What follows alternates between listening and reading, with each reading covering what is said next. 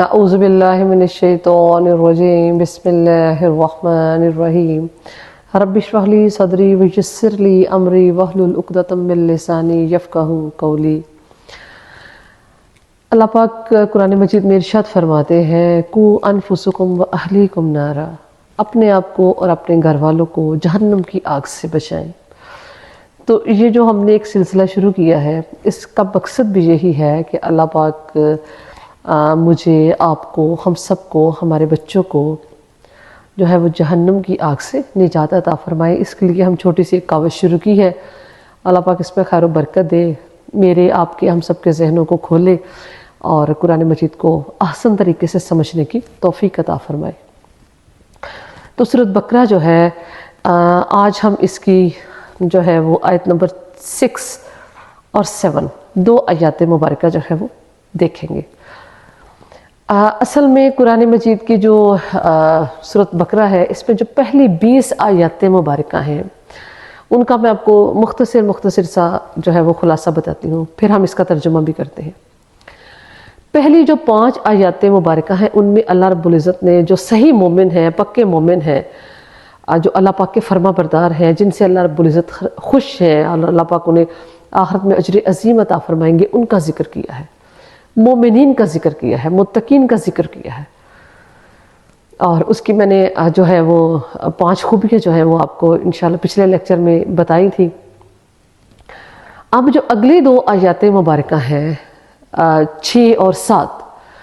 ان میں اللہ رب العزت نے جو پکے کافر ہیں، جو کبھی بھی ایمان نہیں لائیں گے، جن کے لیے اللہ رب العزت نے کہا ہے کہ وہ ان کی کانوں پر، ان کی آنکھوں پر پردے پڑے ہوئے ہیں، کبھی بھی ان کو صحیح اور غلط کا فرق جو ہے وہ پتہ نہیں چلے گا، تو جو پکے کافر ہیں ان کا ذکر کیا ہے۔ اور اس کے بعد جو اگلی 13 آیات مبارکہ ہیں، اس میں اللہ رب العزت نے منافقین کا ذکر کیا ہے۔ منافقین جو ہیں، اصل میں ہم 2 جو کیٹیگریز ہیں، 2 چیزیں ہیں، ایک تو مومنین ہیں، دوسرے کافر ہیں۔ مومن کا تو ہم نے پڑھ لیا، جو کافر ہیں ان کے پھر آگے سے 2 کیٹیگریز ہیں کہ 2 گروہ ہیں۔ ایک تو وہ ہے جو کہتے ہیں کہ بھئی ہم کافر ہیں، ٹھیک ہے، وہ ایمان نہیں لائے اور وہ کھلم کھلا ایمان نہیں لائے۔ اس میں مشرکین مکہ بھی تھے اور دوسرے مذاہب کے لوگ بھی تھے، یہودی بھی تھے، عیسائی بھی تھے جو ایمان نہیں لائے، اور کچھ لوگ ایسے تھے جو اپنی اخلاقی پستی اور دنیا کی ذلیل اغراض کی وجہ سے جو ہے وہ جرأت نہیں کر سکے کہ وہ اپنے آپ کو کافر کہلائیں۔ تو انہوں نے کیا کیا؟ انہوں نے خود کو تو مسلمان ظاہر کر دیا، اوپر سے تو کہہ دیا کہ بھئی ہم لا الہ الا اللہ محمد رسول اللہ، لیکن ایمان ان کے دل میں پختہ نہیں ہوا۔ تو ایسے لوگ جو اوپر سے تو کہتے ہیں ہم ایمان لائے، لیکن دل ان کے جو ہے وہ اسلام کی طرف مائل نہیں ہے، وہ رسول اللہ صلی اللہ علیہ وسلم پر صحیح طریقے سے ایمان نہیں لائے، تو ان کے منافق کہتے ہیں۔ اللہ پاک فرماتے ہیں کہ ان المنافقون فی الدرک الاسفل، منافق جو ہے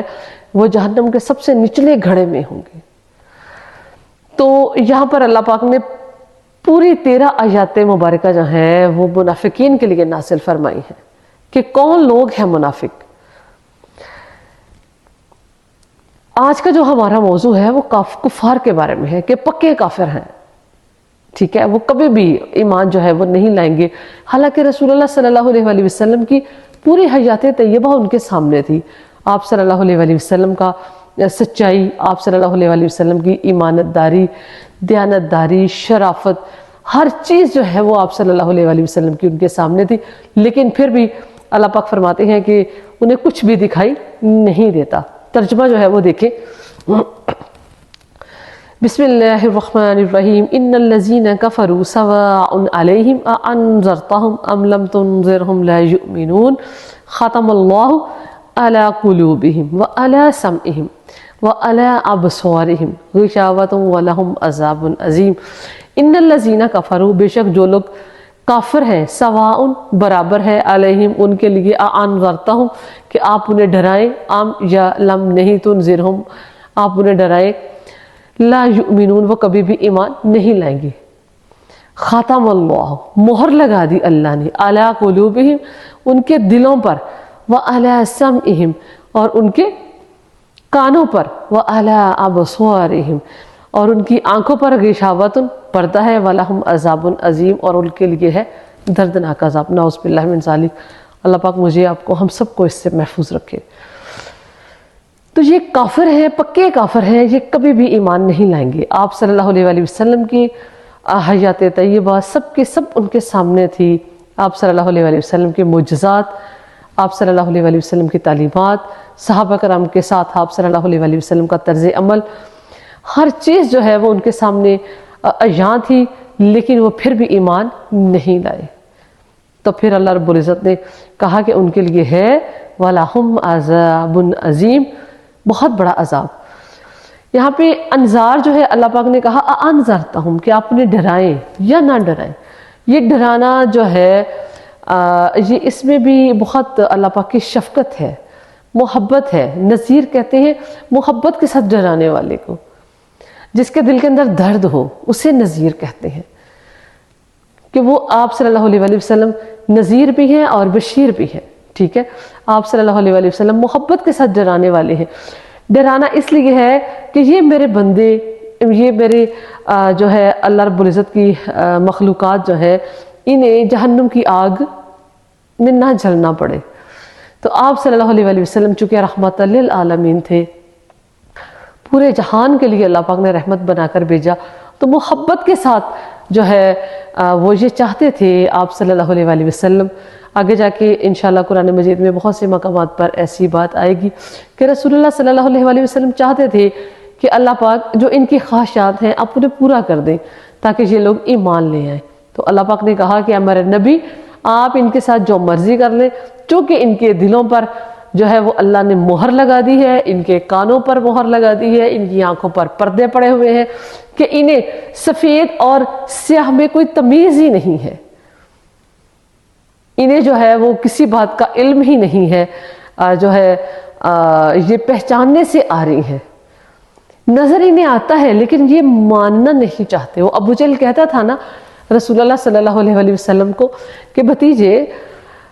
تم سچ کہتے ہو لیکن میں اپنے باپ دادا کے دین کو چھوڑنا نہیں چاہتا، اس لیے وہ اپنی ضد پہ اڑا ہوا تھا، اس لیے وہ جہلوں کا باپ کہلایا۔ تو اس لیے ہمیں جو ہے ہمارا طرز عمل بھی جو ہے وہ اتنا ریجڈ، اتنا جو ہے وہ نہیں ہونا چاہیے کہ ہم جو ہے وہ ضد میں آ کر صحیح بات کو صحیح اور غلط کو غلط جو ہے وہ کہنے کی جرات نہ کر سکیں۔ اللہ پاک نے ان دونوں آیتوں میں یہ تو بتا دیا کہ کفر اور ہر گناہ کی سزا تو آخرت میں ہی ملے گی، وَلَهُمْ عَذَابٌ عَظِيمٌ، تو ان کے لیے ہے بہت بڑا عذاب۔ آپ سوچیں جس عذاب کو ہمارے رب جو ہے وہ بہت بڑا کہہ رہا ہے، وہ کتنا بڑا عذاب ہوگا، اللہ اکبر۔ مگر بعض گناہوں کی سزا دنیا میں بھی مل جاتی ہے، پھر یہ دنیا جو ہے اللہ پاک گناہوں کی سزا یہ ہے کہ آپ کو اللہ پاک اچھے کاموں کی توفیق نہیں دیتے، یہ گناہ کی سزا ہے۔ ایسا نہیں ہے کہ اللہ پاک جو ہے وہ دنیا میں ہی اللہ پاک جلا کے آپ کو جو ہے وہ راکھ کر دیں گے، ایسا نہیں ہوتا۔ گناہ کے بعد بزرگوں کا قول ہے کہ ان من جزاء السیئۃ سیئۃ بعدھا وان من جزاء الحسنۃ حسنۃ بعدھا، کہ گناہ کی سزا یہ ہے کہ ایک گناہ دوسرے گناہ کا سبب بنتا ہے، جسی طرح نیکی کا بدلہ یہ ہے کہ ایک نیکی دوسرے نیکی کو کھینچ کر لاتی ہے۔ تو حدیث پاک میں رسول اللہ صلی اللہ علیہ وسلم ارشاد فرماتے ہیں کہ جب انسان کوئی گناہ کرتا ہے تو اس کے قلب پر ایک سیاہ دھبا لگ جاتا ہے، جس طرح سفید کپڑے پر ایک سیاہ نقطہ انسان کو ناگوار گزرتا ہے۔ پہلا نقطہ گناہ سے بھی انسان پریشان ہوتا ہے، لیکن اگر وہ اس سے توبہ نہیں کرتا تو اس پر دوسرا دھبا لگتا ہے، پھر بھی اگر توبہ نہیں کرتا پھر تیسرا دھبا لگتا ہے، آہستہ آہستہ پورا دل سیاہ ہو جاتا ہے، اور جب دل سیاہ ہو جاتا ہے پھر حق میں اور باطل میں، سچ میں اور جھوٹ میں جو ہے وہ کوئی بھی تمیز نہیں رہتی، پھر انسان جو ہے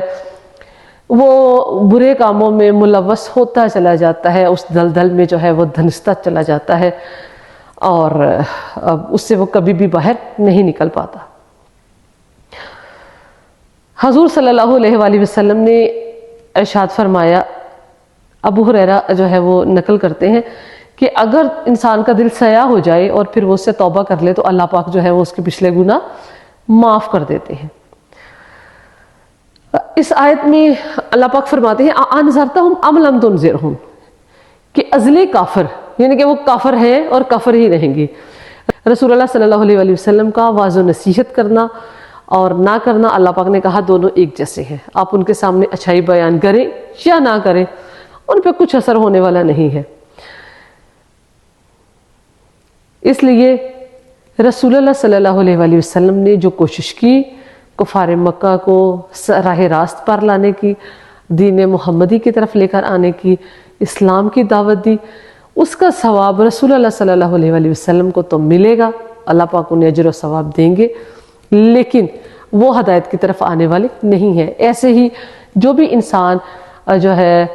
وہ اچھائی کرتا ہے، نیکی کرتا ہے، دوسروں کو حق بات کی تلقین کرتا ہے،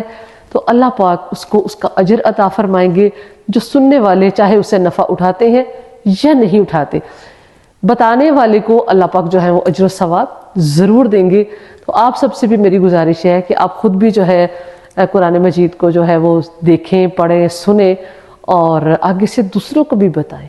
اب چونکہ آپ کو پتہ ہے کہ نبوت کا سلسلہ بھی ختم ہو چکا،